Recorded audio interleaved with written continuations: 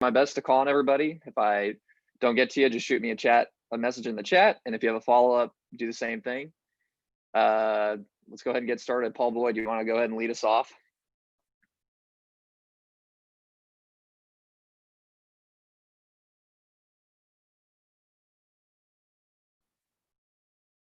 Okay, we will go to somebody else. Andrea Carter, you want to go ahead and lead us off? Sure, I could start. So I guess I'll start with Chelsea. Oh, there we go, got her attention. Chelsea, I guess just what did your summer look like? Were you at home? Were you training? What were some of the things that you did kind of on your own over the summer? During the month of June, I did a lot of conditioning on my own, running up the hills in Arkansas and things like that. And then July, I came back and did the workouts that our strength trainer had put together for all of us. We had quite a few people back, majority of the team. Just getting at it, conditioning, doing sand workouts, getting in, shooting on the gun, things like that. Got it. Did you have, with the workouts that your strength coach gave you, were you doing those kind of as a group or was it all on your own? For the month of June, I don't know about everyone else because it's not necessarily mandatory, but I did a lot of conditioning on my own. But in the month of July, we all come back together and do all the workouts together as a team. Got it. And you talked to me a lot about conditioning, wanting to be able to get back to the rim and kind of score and finish through contact. We talked a lot about that last season. How do you see that paying off now that you've kind of been back on the court, back playing? How's your game look this season? Yes, I've lost 20 pounds so far. I want to lose about 10 more. So that's definitely a step in the right direction. And I'll definitely be where my goal is at by the time our first game is. But it's been really well, trying to eat right again, extra conditioning, things like that. What difference have you noticed in your game? The ability to, like my sophomore year, the ability, that first step to get to the basket, to make quicker moves, exploding out of them. I've noticed a big difference, going that transition from sophomore year, losing that weight, to junior year, kind of gaining it back, to losing it again my senior year. I definitely know the difference in how my game is based off that 25 pounds. Got it. And then last one for you, who have you seen just over the summer that either has stepped up that you think is going to have a bigger role this season than last season, since you've got a couple of years under your belt?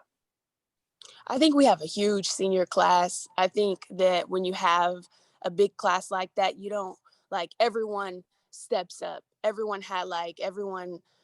We hold the senior class to a little bit higher standard because we have been around. We know the expectation. The program has gone from here to here, and we've watched it right in front of our eyes.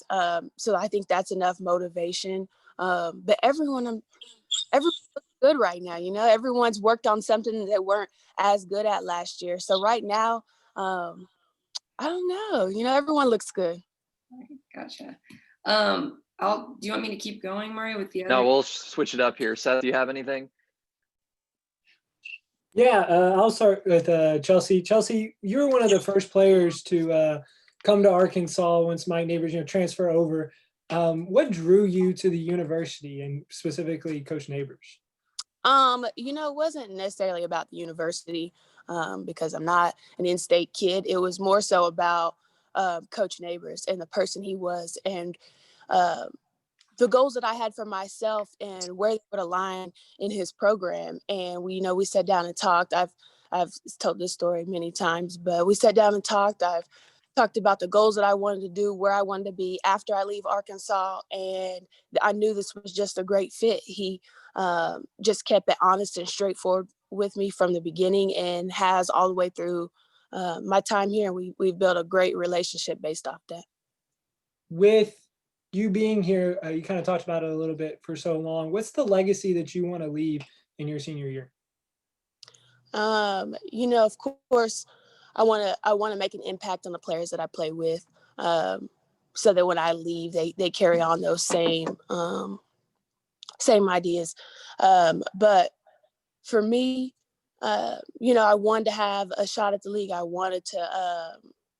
That's what my goal is. When I leave Arkansas, I wanted to make an imprint, and I wanted to play every single game, and I wanted to give everything that I had to Arkansas because Coach Neighbors believed in me. I love Arkansas. It's really made me the person that I am now. I came in this program a completely different player on and off the court, and for that, the lights just turned off. But for that, I just feel like I owe Coach Neighbors so much for what he's done for me that I just play, and I want to be able to leave Arkansas knowing that I gave every single thing that I had. I'll come back around, Mario. I'll give it to somebody else right now. Sounds good. Carolyn, do you have anything? Yeah, one of the players I've been looking forward to seeing back on the court is Jailyn. So Jailyn, I'll go with you. How has it been being able to be back on the court and know that you will be ready to play this season? It's been really fun. Like Chelsea said, we've been back for the summer, just kind of working and getting back in shape. And that's something that I did not think I was going to have to really focus on. I've kind of always been in shape, but being out for a while, definitely you gain some pounds here and there.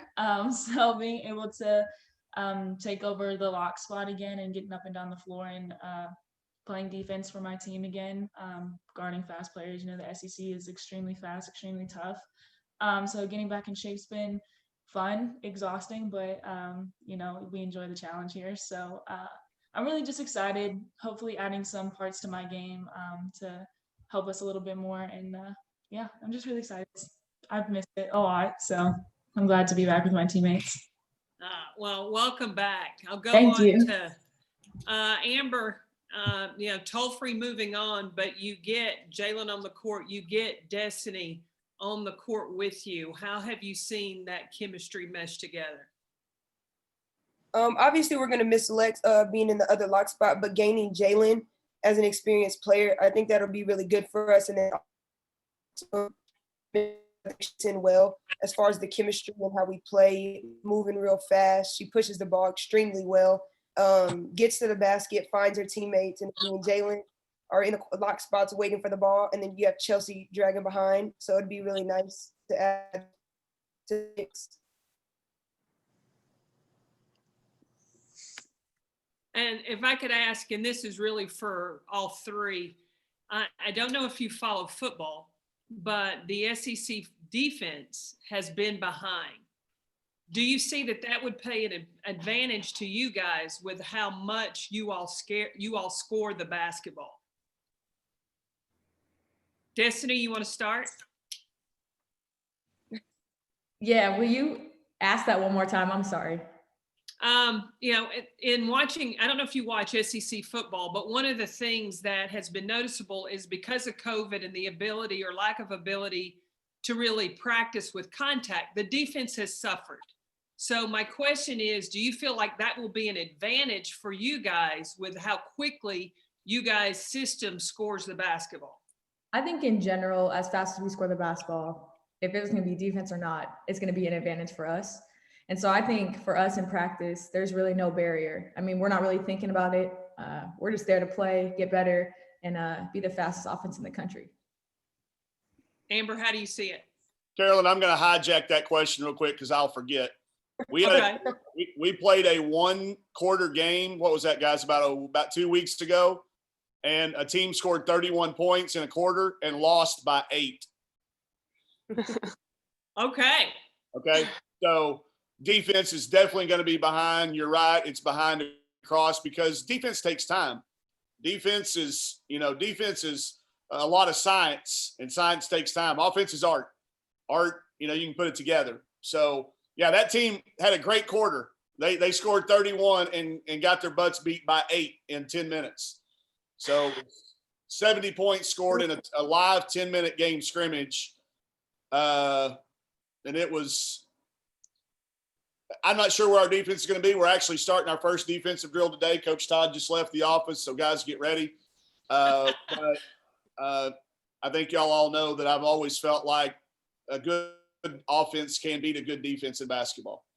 So we had a good defense last year, and it'll be good enough. It'll be very scheme based, but I think you're on to something when you're talking about what you're seeing in football, Carolyn. I think it's going to be even more impactful in basketball.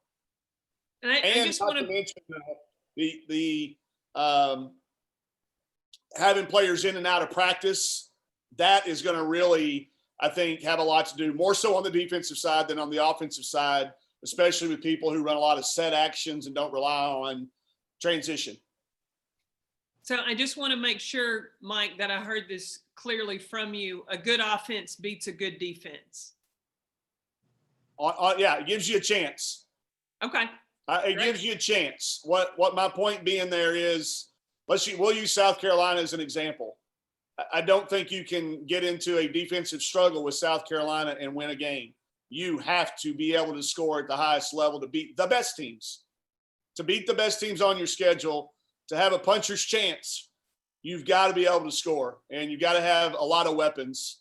And I know I got in here late, and this may have already been covered, but I'm sitting here looking at our preseason shooting statistics, and I'm looking at somebody that shot 49.6% in live action games, and they finished 9th in our numbers.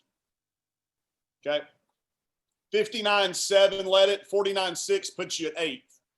So you got to be able to make threes and make shots with this group, and they'll tell you it is. I mean, it rises all ships when you see everybody around you making shots.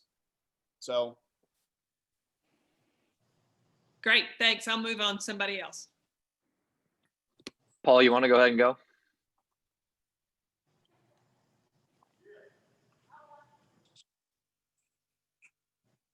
All right, Christy, you want to go ahead and go? Hey, Mike. Obviously, we always talk analytics with you. And so my question is, compared to a year ago, is there specific areas that from an analytics perspective, you guys are focused on that you need to improve on to have an even better season this year? We'll be better defensively around the basket.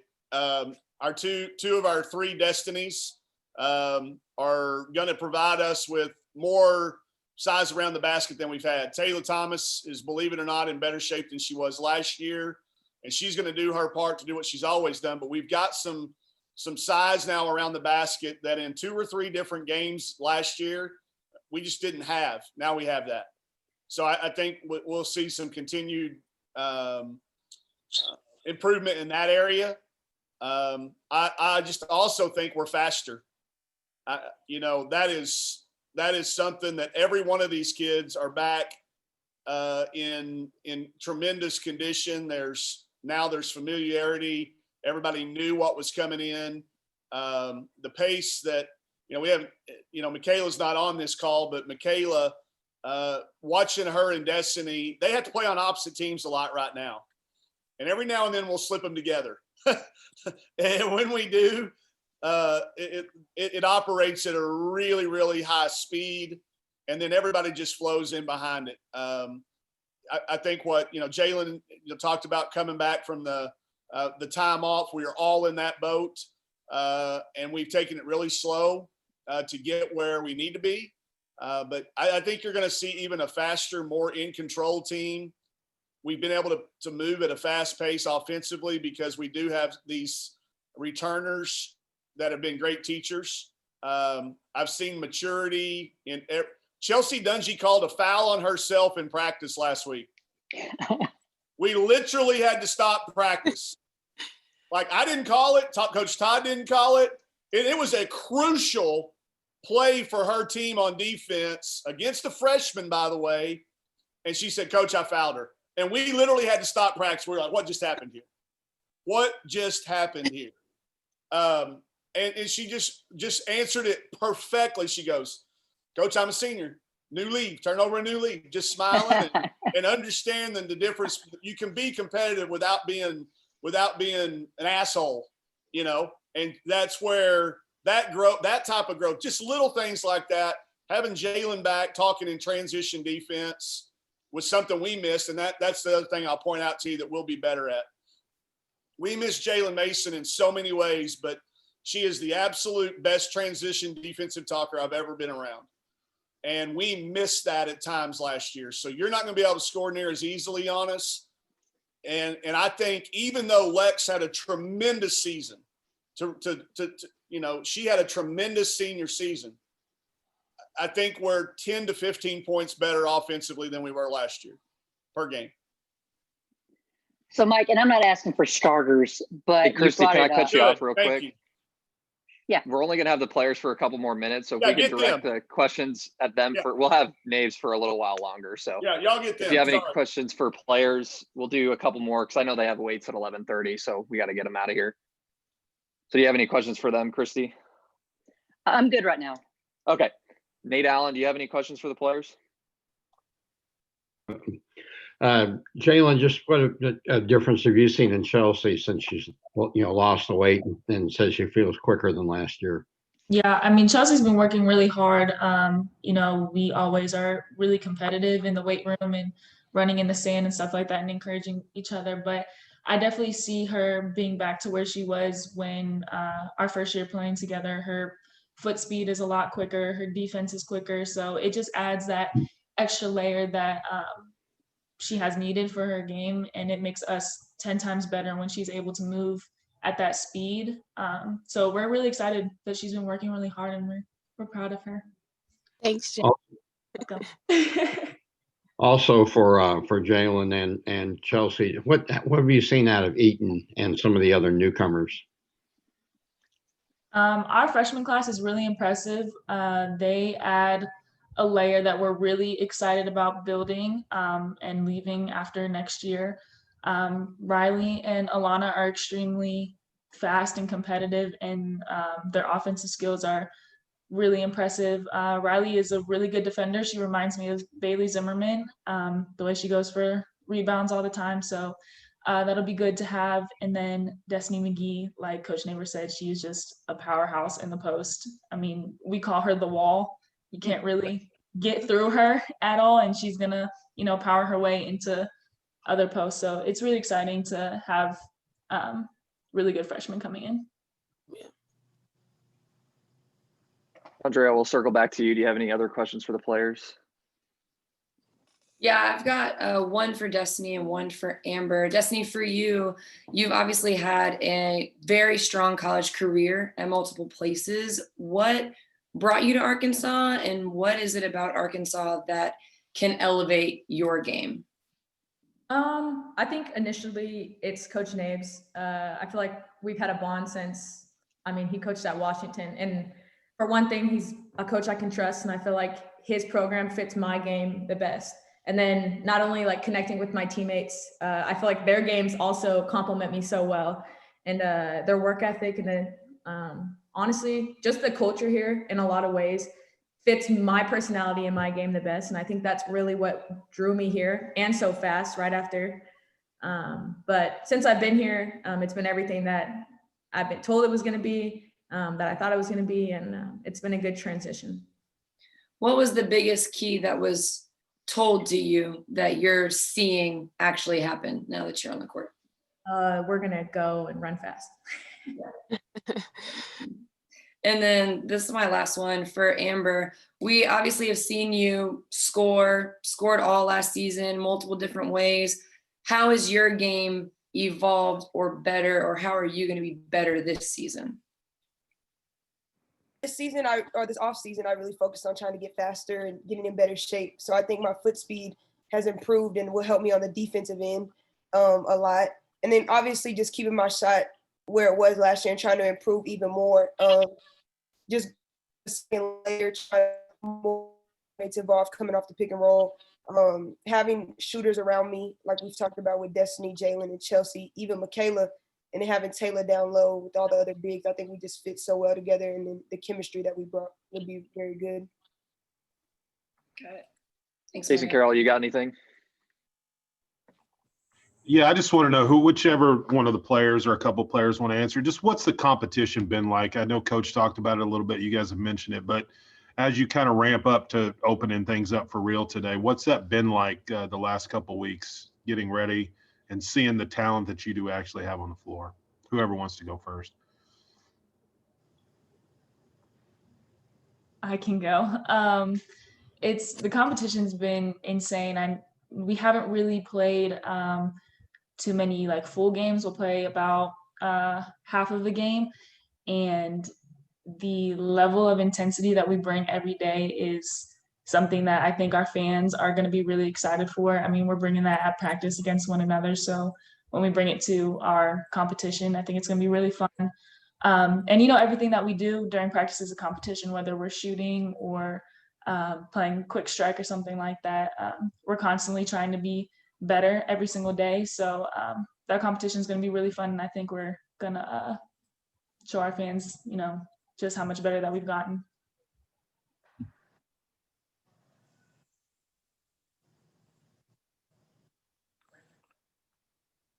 Seth, you got another one? We'll go ahead and finish with you for the players. Yeah, for sure. Destiny, you talked a little bit about kind of all the places that you've been, but what makes this Arkansas offense, as you've been in it for a little bit, so hard to defend? I think it's really hard to defend just because in a lot of ways, you don't know what we're going to do. I mean, we'll talk all the time about entries into what we have, and it could be different, but it allows us as players to read depending on what the defense does. So we're always making the defense wrong. And I think that's really hard to guard because the defense in some ways is always wrong. So you're always going to make the right play if you know exactly what to do. And so I think on offense, also how fast we play. I mean, nobody wants to run up and down the floor as fast as we do. I hate guarding us when we scrimmage each other. But I think those two elements are a really big key to what makes us hard to guard on offense. All righty, that'll wrap up the player portion. Chelsea, Jailyn, Destiny, Amber, thank you guys. Thank you. Thank y'all. Thank you. Have good weights. All right, now we will start with Coach. Carolyn, you want to lead us off with Coach? All right, Coach Neighbors, you've had a busy, I don't even want to call it an off season because it started COVID early. Yeah. But how has this time over the summer, from the spring to the summer, been for you with having a new baby, getting a baby married, Yeah. and then dealing with all of everything else? Yeah, I'm one of those few people that are going to bash 2020, to death as being get this year over with. There's a lot of positive things as well. The walking the daughter down the aisle is a checklist thing for me. The birth of the new little, I got to certainly have a better chance of having a nose guard than a point guard. No question if you've seen the pictures. And then as hard as this year was with the way the season ended going into this, I honestly think I'm going to look back at the end of my career and think this is one of the best years we've ever had. I'm closer to all my players than I've ever been. I'm more in contact. I'm more in tune with any team than I've ever been with before. They always talk about how adversity brings you together and adverse situations create long-lasting relationships. I think we're going to look back and see that that's true about this season and this off season. And now, and looking at this roster and excited to hear about that, which I find hard to believe you can be playing faster than you have before, but you have so many weapons now, which is going to allow you to stay fresher on the court. What kind of advantage does that give you guys? I think it makes it incredibly hard to prepare for. I don't think you can focus on any one player, any one particular action, or taking something away. You got to focus on more than one or two or three. And to see the level of understanding in a Chelsea now, in our upperclassmen, in that it's okay if the ball doesn't find me this quarter or this half or this game. That used to be. Now they know that over the course of 25 games, we can't control how that other defense tries to guard us. Make the right play, and it's going to come back. And there's so much confidence in each other. we have secretly snuck together the top 7 or 8 a few times, and their efficiencies, we don't turn it over hardly ever. And their shooting is just, it's been mind blowing. It really has. I'm not lying to you. These numbers set, you've got to shoot above 50% in live action games to even be in our top 8. It blows your mind some days with practice. I know that there's going to be nights we don't score well enough, but to me, it gives us a chance to beat anybody we could potentially play. You catch us, even if a Baylor, South Carolina, UConn, anybody that's going to be in the top 5, if we catch them on their B night, then we got a puncher's chance. And that's why we choose to play that way.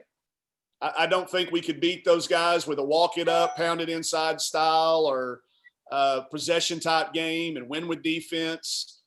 This is the way that we have to do it. And with this particular team, it's happening. I know it's hard to understand and grasp, but to see it happening, it's just a lot of fun right now. Having Jailyn back is huge.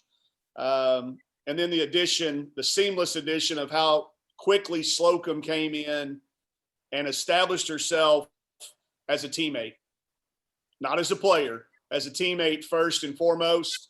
She's savvy. She's a veteran. She knew what was going to be most important. And she gained the respect of everybody on this campus from the time she stepped on it till now, for sure. And then this is the last question I have is having Kelsey Plum come in as your GA. How much does that benefit? What does she bring? How does she help you? Well, my phone doesn't ring near as much anymore because they're all calling her to talk to her about things, which is good. It's funny. She'll say the exact same thing I've been saying to a player for the last 2 years, but all of a sudden they listen to her. She's got so much more ability to explain to them in their terms what's important. I think she's, along with our strength and conditioning coaches, part of the reason our kids are in the shape that they're in. She's been talking about treating your body like a pro and what that means and looks like and feels like, and recovery, the importance of recovery, which, by the way, was her worst trait as a player, is recovery. And it's funny to hear her now talking about it. But, she just gives you a sense of that she's doing it, not has done it. Pauline and Chantel can give it the has done it. I can give the talk of I've seen it done, but she can give the talk of this is what I am doing in the rehab of this Achilles. And, her perspective is unique, and it's in a very, very short period of time made a tremendous impact. Great. Thank you.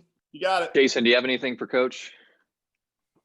Hey, Coach, I just wonder what the challenge has been like trying to put together this schedule and where you guys are right now with the schedule and what you hope to get done here with it. The challenge has been trying to guess at what's going to be important in March, because that's all it is. It's going to be a straight guess. We obviously have a chance to have a really special team, and it's our challenge to prepare them for March. So balancing the COVID related protocols, the budgetary protocols with, 20 years of experience of trying to play the best RPI schedule that can't be near the consideration when you got to bring those other variables in. So it's been a puzzle, which I like puzzles. So it's been fine. We do have it done. We're waiting just to release it at the right time. I think it's a great combination of COVID protocol sensitive, financially, we're a good steward of our budget, and then also be ready, for what the NCAA tournament could possibly look like. And the eye test and the paper test, I think we're going to hold up fine. We've got Baylor coming in. I guess they're technically still the defending national champions. And then we're going to play some regional games, and we're playing in a tournament that's going to give us an opportunity to play at least 2 or 3 other high-level programs out of our 9 preseason. And then, when you sit down and you start looking at who we play twice in the league and where we play we will be on the road at the top of our league. So our schedule is going to be extremely challenging. But, you know, it was a puzzle. We got it done. Coach Schaefer does a great job on it. We had we did a lot of work on the forefront of it. So once we got the rules of the game, once the rules of engagement were established, we got it put together pretty quick without any problem.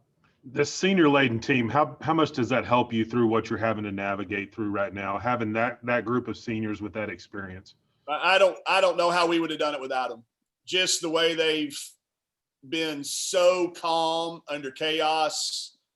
We've been practicing that for 3 years, trying to be calm during chaotic situations, and just to hear some of their words, to hear Chelsea Dungee call a foul on herself. I'm gonna talk about that because y'all don't understand how unprecedented that is. But that's a really good example of where they've all come. The way they've handled the social injustice piece, the way they've handled every single thing that comes down their pipe. I've learned a lot from them.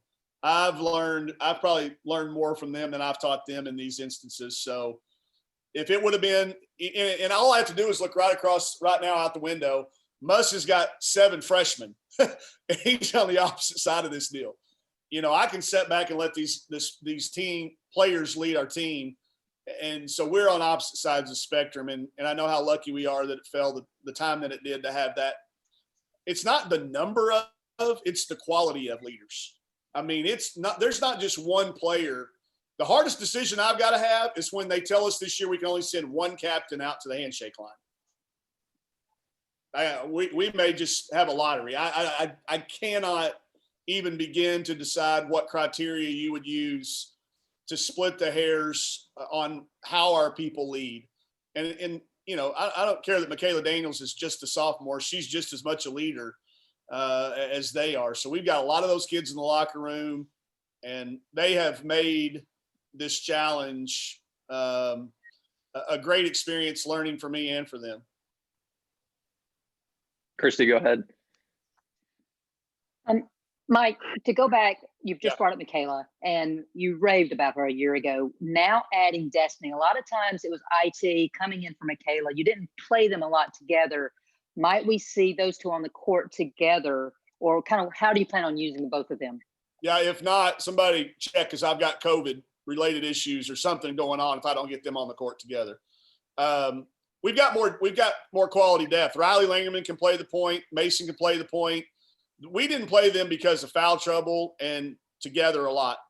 Destiny and Michaela, you know, you're asking me for a starting lineup, which I don't have, but if we did have one tomorrow, they'd both be in the starting lineup. Everybody said, you know, who's going to play the point? We don't have a point guard. That's what I tell everybody all the time. We don't have a point guard, so it's irrelevant who plays it. I want to have 5 point guards on the floor if we can.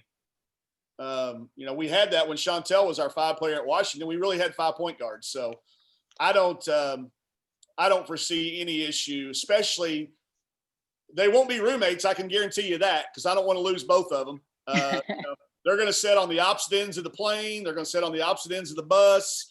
They're going to eat in their rooms. They won't be roommates, because if we lost them both, we would obviously, you know, be missing a huge part of what we do. They can coexist together. They have coexisted together.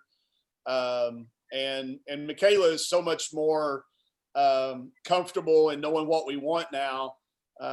You know, I think you can see those kids on the floor for 30 plus minutes together, and then another 4 to 5 separate from each other to give them a rest.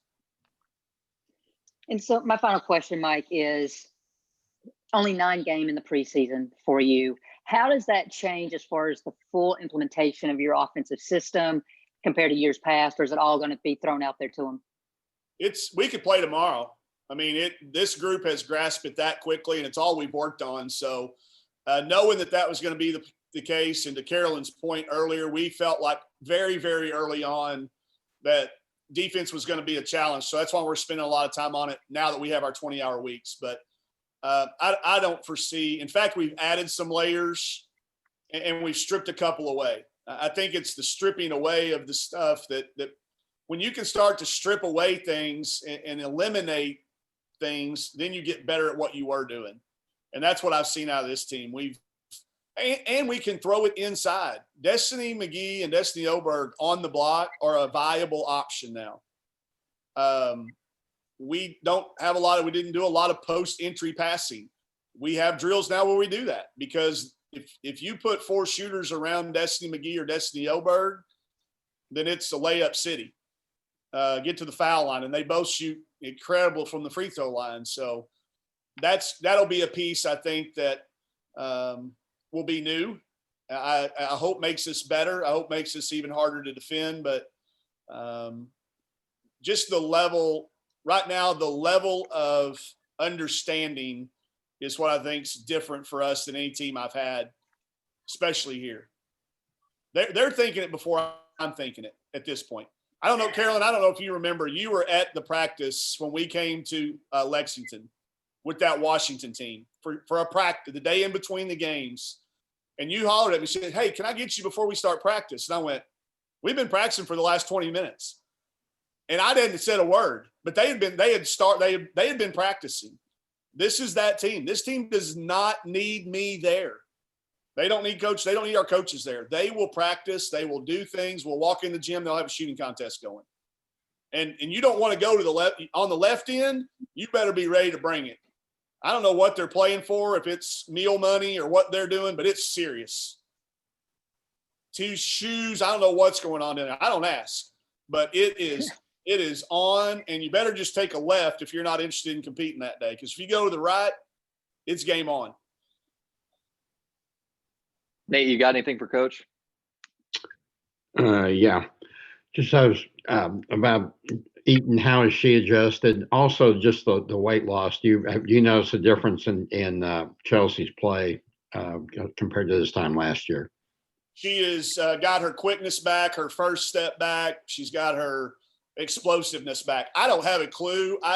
When I got into coaching basketball, I got to where I didn't care about a number on a weight scale. So I don't always know that. You notice it in the speed and the explosion. And she's back to having that ability to make you wrong. If you close out short, she's by you. She's getting fouled every time. So, and she talks about it openly. So I think y'all can talk to that with her, but it's noticeable, not only in how she plays individually, but how you have to defend us as a team. And I think it's led to her happiness. I think she's just she's in a really good place, like she talks about. And I'm proud of how our whole team and our whole program supported her and stayed, we kept calling her number no matter what, even when it was hard to explode by people. But I think that's what when she talks about how she's changed, I think that's going to be one of the really cool stories that continues to evolve over the season. Seth, do you have anything for Coach? I'm sorry, Nate, go ahead. Just Ilana Eaton, how is she doing? Eaton's dealing with a little bit of an injury right now. We'll have more on that soon, but she is one of those people in that shooting percentage. It's in the middle of the pack. She's in the top 5. Her style, everything that we brought her here to do, she's done remarkably well. We'll know more in a couple of weeks with her with relation to her injury, and that will affect. It'll obviously affect her playing time. It'll obviously affect our rotations, all of that stuff once we know exactly where we're headed. Thanks. You got Seth, go ahead. Coach, you mentioned Coach Muss across the hall, and he's pretty renowned for having the transfer portal and getting and utilizing that. But if you look at your team, you have a lot of key players that have come and transferred in. What's your strategy on the transfer portal? It's always been to fill necessary needs. And I think our timing was perfect when it came to that. We had a very depleted roster. The first meeting I walked into had 5 returners in it, so we knew we were going to have to build. We actually had 2 go into the transfer portal this year, which was the first time we've ever really dealt with that. So it's all about finding the right person for your locker room. And then opportunity. To me, you can't bring somebody new into your program that's not going to make an immediate impact. That's what you do in recruiting through the scholastic, through high school. kids, the class kids. And I think we've built a pretty good blueprint for how to immerse a transfer in. And I think if you bring a transfer in, it's got to be a Dungee. It's got to be a Slocum. It's got to be a Ramirez. It's got to be one that I always say it's got to be one my daughter can pick out of the lineup. You know, my daughter was not a basketball player, and I used to take her recruiting with me. If she couldn't tell who we were in the gym to see, we were in the wrong gym. So if my daughter can't walk in and go, oh, is that Slocum? Oh, and that if she doesn't raise her eyebrows and go, oh, wow, then I've made a mistake in bringing somebody in. So I only think you use it. And I think we all fall into different categories when it comes to that. But you see these kids a lot of times, I think with transfers, depending on why they've transferred, Seth, that's what I always get to. Why are they leaving? The why they're leaving has to really be that it was a style of play change. It's got to be something that fits with what we're doing. And so far we've been very fortunate that every player that's taken a look at us has done their research. And then it's on us to make sure that that evidence is there once they get there. Like Slocum talked about, you know, everybody told her, oh, they play fast. Oh, they play fast. To hear her say, well, I didn't know it was going to be this fast. That makes me know that the people telling our story are doing it right. And then is this something that you see your program continuing to utilize on down the road? I think you're going to have to. I think with the potential of the immediate eligibility coming through here really quick, the potential of if winter sports are offering this year back like they are in the fall sports and in the spring sports, I think burying your head to the transfer portal would be a mistake. I think it's going to happen both directions. I think I've got to come to grips with that there's going to be a little bit of both ways. I've always did everything I can do to keep our players. I think there's going to have to be a change in that for me to understand that it may be a better situation to let somebody go. So it'll be something I think you continue not only to see, I think it's going to get even bigger, Seth. I think there's going to be more attention played. It's impacted our recruiting board. I can tell you that. Like, I think for a Scholastic senior, there's a lot of coaches, and I'm one of them, that at least has the conversation of, would we rather have that scholarship for a potential transfer, or would we rather take an incoming freshman that we're not sure can come in and immediately compete for playing time? So I think you start to look at this in a puzzle format. I don't think you can just, throw a big net out and see who swims into your net and take them. I think you got to use a fishing pole and get people that are exactly right for what you're trying to do. But I think it'll be fun for you. If you're following that, I'd tell you to keep on it, because I think you're going to see a big change when it comes to all programs. Paul, do you have anything for Coach? Yeah, sorry, I had obviously had some technical issues. All good, sorry about all good. that. But but Mike, I would ask this. Everybody's kind of gone around this. With Destiny added to your mix, how is your team different, and how is it maybe the same as it's been? Can you just talk about that a little? Everybody, it's going to be natural to just slide her into toll-free's role, okay? And you can't do that. If anybody, and not very many people went to Idaho to watch this kid play in high school. I can tell you, because I went every week. I knew the flight attendants from Seattle to Boise. I watched that kid literally play every game for 3 summers, including her games in Russia. She looks like she did in high school. She's playing with a freedom, and she can just do things that very, very, very few people can do. With her size and speed and her strength now, with her added strength and conditioning, she's a really rare combination. And she's made every single person on our court better. And that's the sign of a great player. That's why she's played in 3 straight Sweet 16s. It's why she's been, I think, the leading scorer on each of those teams. And she's not a volume kid. You look, she had over 100 assists last year in an Oregon State team that played 60 possessions a game. So you'll see it. And not only will you see it, Paul, you'll hear it. It just sounds different. when she drives the lane. It just sounds different. And it's one of those it things. None of us have ever been able to define it. Carolyn as a coach and Christy and Dre as a player, we all know those players that have it. And they know. Hey, our players figured it out really quick. They were like, wow, coach. There was zero resistance or resentment from her stepping on this campus, which is uber rare in today's college sports world. But it's a testament to Desi and who she is and how she was. But she broke the bench press record in our very first weightlifting opportunity. She bench pressed 150 pounds 27 times, which our strength and conditioning coach who was at Ohio State said he's only that John Tell Lavender was the only person he's ever seen do more. She's mature. She's happy. She knows that she's got an opportunity to really wrap this thing up in a cool way. But the speed, size, strength combination is really rare. Thanks, Andre, Coach. you want to go ahead and close us out here?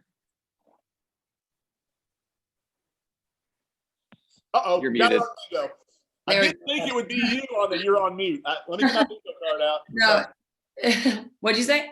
I had to get my bingo card out on who was on mute. No. You've already got two of them. Pet walk through the back. You got that one. Okay. Yeah.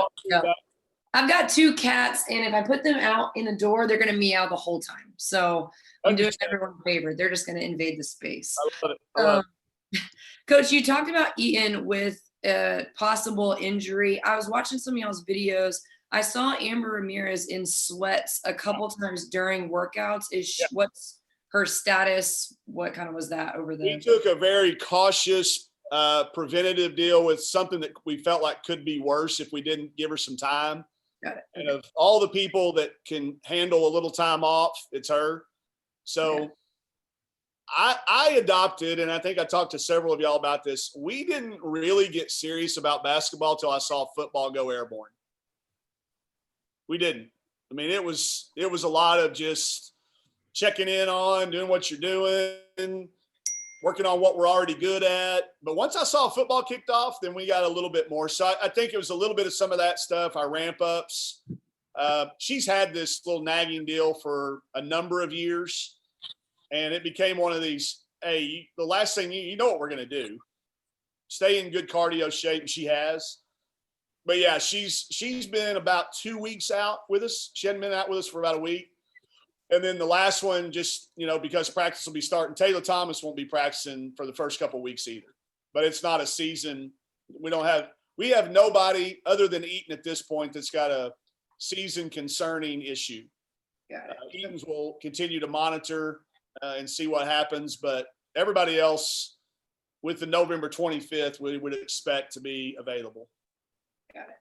And then you talked a lot about, obviously, Michaela Daniels last season, how big she was, how impactful she was as a freshman. Of the freshmen that you have, the true freshmen, can any of them make an immediate impact? I think all three of them will, because they give us quality depth. They will all three have a role and a time in a game to which you'll see them especially in the non-conference, see where they're at. And then the last thing that we had, Marquisha Davis has made that freshman to sophomore jump.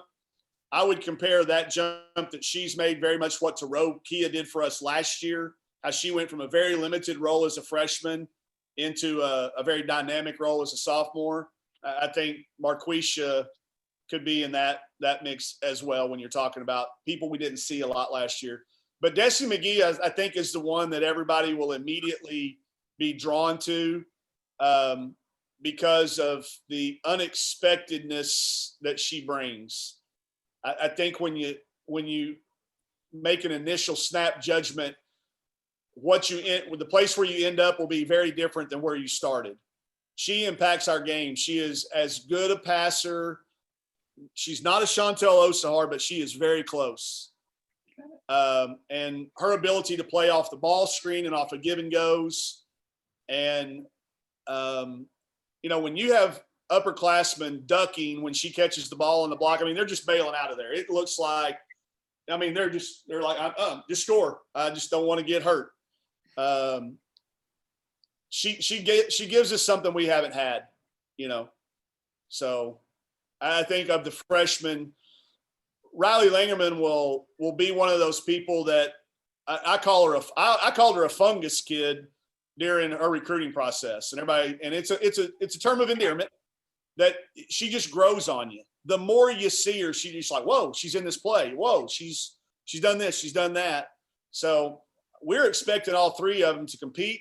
I would go back again. I know I've talked a lot about the Washington team, but this group of freshmen really reminds me of the group of Ari McDonald, Amber Melgoza, and Maylani Henson that came into Washington the year we went to the Final Four.